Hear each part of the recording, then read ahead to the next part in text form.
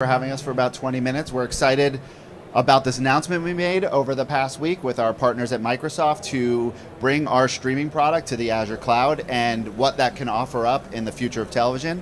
I expect the gentleman from Fastly to take the most notes during this entire presentation. We're really excited about this opportunity, and we're excited about the things that we can power with our platform and the scale we can reach with our partners at Azure to deliver the future of tomorrow with television. We're going to go through some theoretical visionary stuff first, and then I'm going to hand it off to Mike, and he's going to show you how it all comes together in the end. So Azure and VDMS together, we offer, it's a great partnership. On the Verizon Digital Media Services side, we're bringing together our delivery network, one of the largest in the world, one of the best video delivery networks as well, our uplink and smart play technology, which enables and powers many premium broadcasters all across the globe, and insights. So we gather insights between ad calls, session plays on every time a user hits play, and all the insights on our network to help drive smart decisions and smart programming for our customers.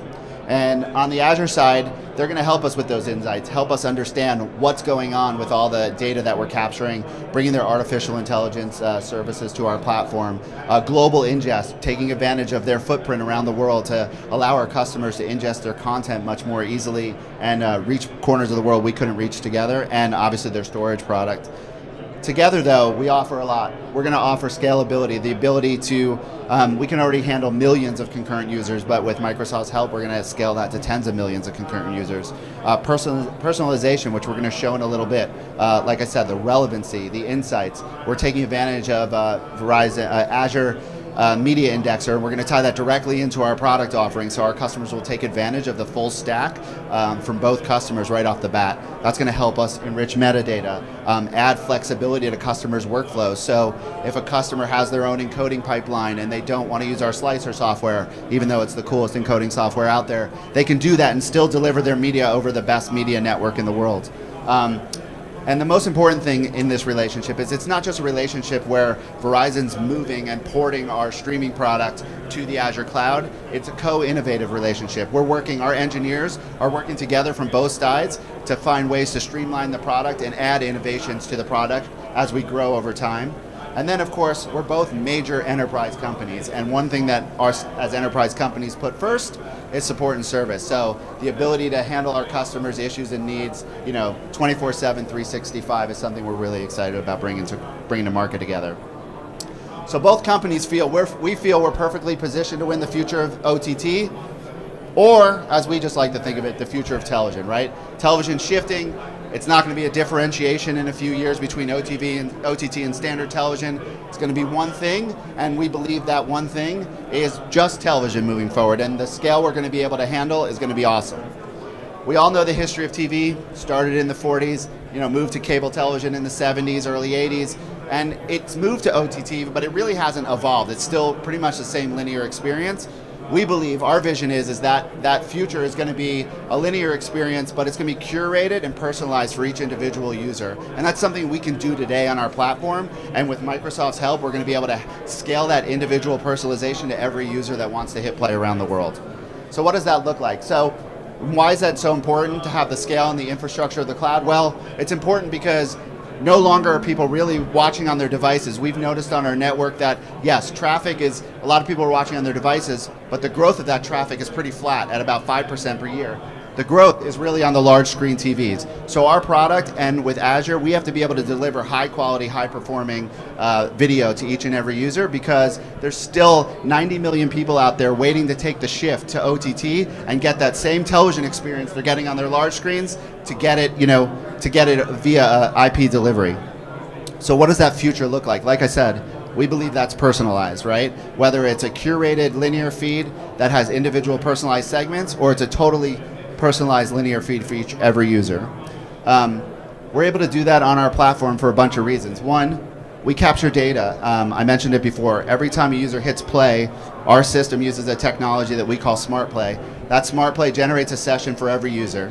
We capture all the data of Smart Play, so we know what content was played, what type of content it was, where the ads were, if it was ad supported. We know when people dropped out. We know all the information about that.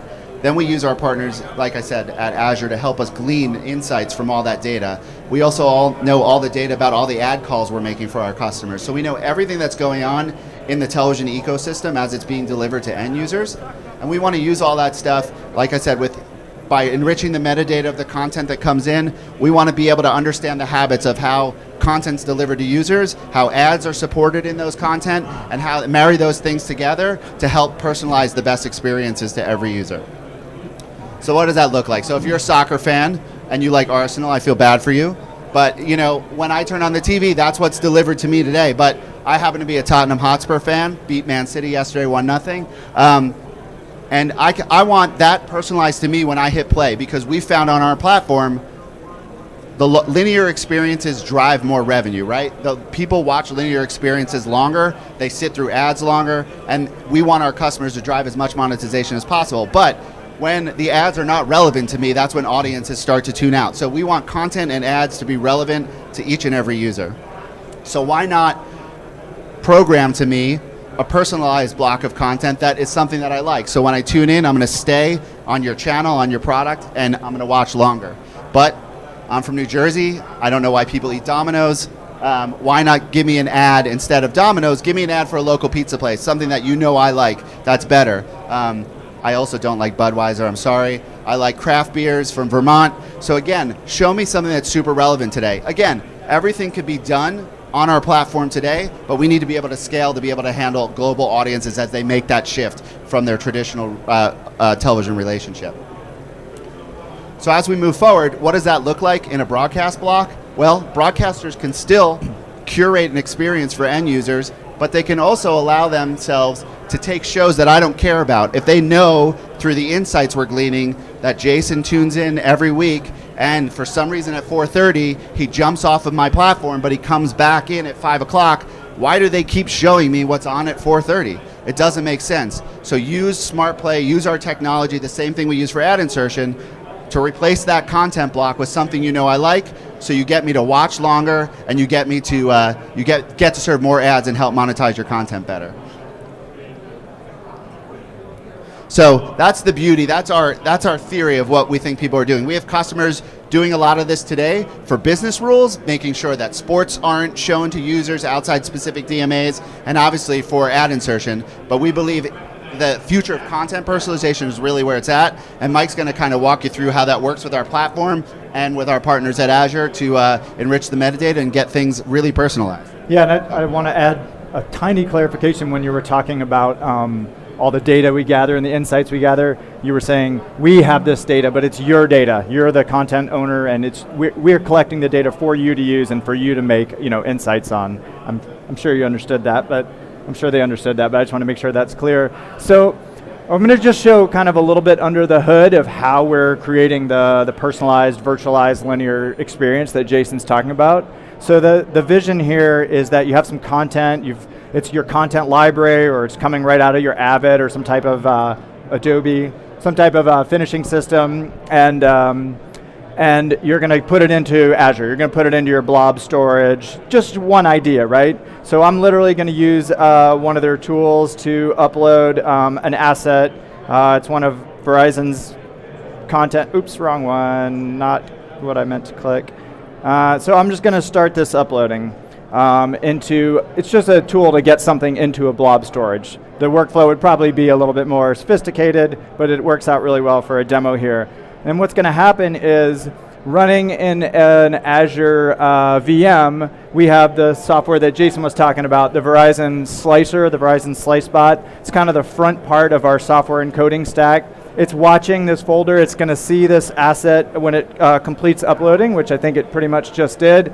It's going to pick it up, and it's going to go through the process of ingesting it, slicing it into segments, encrypting those segments, and passing them off to the rest of the encoding stack, where we're going to make all the different renditions so the media plays adaptively on 4K monitors all the way down to cell phones. So while that's happening, you can go over now into the Verizon portal here, which is kind of our CMS, and you'll see this is an old version of the asset, but it should pop in here in a second. I'll hit a refresh to make it come in, and if I go into the Azure assets, you can see right there it's slicing in real time. So we've already processed 45 seconds of it. So nice little integration here between Azure Blob Storage, some compute running on Azure VM and tying into the Verizon portal. Then what's going to happen when this asset is complete, we have an integration now with the video indexer, as Jason mentioned. So it's going to go through, the video indexer product is going to go through this asset, and it's going to enrich the metadata. And let me show you what that looks like. So this is the same asset. I already did it earlier today. So it's this Yahoo Entertainment Star Wars special. The indexer has gone through and it's found Carrie Fisher. You see where she's in 31% of the video. You see where she's in the video. You see the topics that it found inside the content, keywords. It's actually super deep. There's brands. Like if I were to go to 25 seconds into the video, you'd see CBS. It's like a CBS logo on the screen, or it's maybe what they're talking about. And so all that metadata goes back becomes like part of that asset, right? So now we have the actual video content. We have all this enriched data. The dream there, as Jason was saying, is what do we do with that? So lots of different ways you could action on that. What we set up here as a demonstration is to do kind of a recommendations engine. So think about this as maybe, like I love Jason's example of, I know something about this user. I know what they don't want to watch. Or I know they don't want to watch this particular show at 4:30, but I do know that he likes soccer and bad pizza or whatever it was. So how can we find some content for this user from the data that we've gotten from the video indexer? So that's like one example. In this case, we're saying, we've kind of simplified it here, and we're saying, we know this user likes movies. So we're going to find everything through a recommendations engine that we've partnered with that is based on movies. Sort of simple, but right, from the library that we have. And then we've strung together in this case, it brought back almost 4.5 hours, kind of amazing. And these red areas are where there are ad breaks. So we're monetizing it, and it's a full lean back experience, right? I could just go full screen, as Jason was saying. Yeah, we could do this kind of interactive EPG. Probably you would maybe want to do that. Maybe you see this, what the content is. You're really interested specifically in Lady Gaga. You want to pull that asset up. But then maybe the playlist goes away, and you lean back and you watch the whole presentation. But now we have 4 hours of content personalized for the user. We're monetizing it. The ads, of course, using our Smart Play technology are also based on things we know about this user. So we're sending off to the ad decision system all this information that we've gotten from, it's up to you how what you send them, but we've gotten information on their likes, their dislikes, cookies, you know how that works. And we're sending that off, and that's how we're dynamically inserting ads into this experience as well. Is there anything I'm leaving off on that, or? Yeah, again, we just think, there's a huge advantage, again, we see on our platform all the time from the data that the reason why you would want to offer this type of experience instead of a playlist is because a playlist offers more opportunities for things to go wrong. The linear experience we find on our platform does increase engagement drastically, and end users are more apt to sit through ads and enjoy that experience when they're all stitched together, and it feels exactly like that broadcast experience they're getting on their TV with their relationship with their current set-top box provider or previous set-top box provider. Anyone have any questions? Yeah. Questions? Yeah, let's take questions. Do we have any questions for Michael and Jason? Great, we didn't have to have one of our people ask a question. That was awesome. So a question, when you said stitched together, are you talking, are the videos just playing in succession, or does it autoplay? Or? Yeah, so to the end device, it looks like just a single URL, but that URL is made up of any number of assets that came back from the recommendation of what this user would like. So again, to the device, it looks like it's just a linear feed coming back. And you could set the rules to either play out linearly from start to finish, or like Mike said, you can create an interface that creates kind of this personal EPG for each user where they can jump ahead. It's really up to the business owner to decide what that experience on the end looks like. But again, to the device, it's just a linear experience with ads. There's no differentiation between content or ad. It just plays out. Yeah, the only thing the player knows about the ads is where they're going to be, so that you can do things in the UI, like if you wanted to show them, or if you wanted to have a countdown of how long is left, if you want to enable a rule like you can't seek through an ad, things like that. But yeah, the player thinks of it as it's basically a linear stream. All right, wonderful. Thanks for the question, Greg. Anyone else have a question? No other questions? Well, that just means you did a fantastic job on your presentation, guys. Please give Jason and Michael a big round of applause, everybody.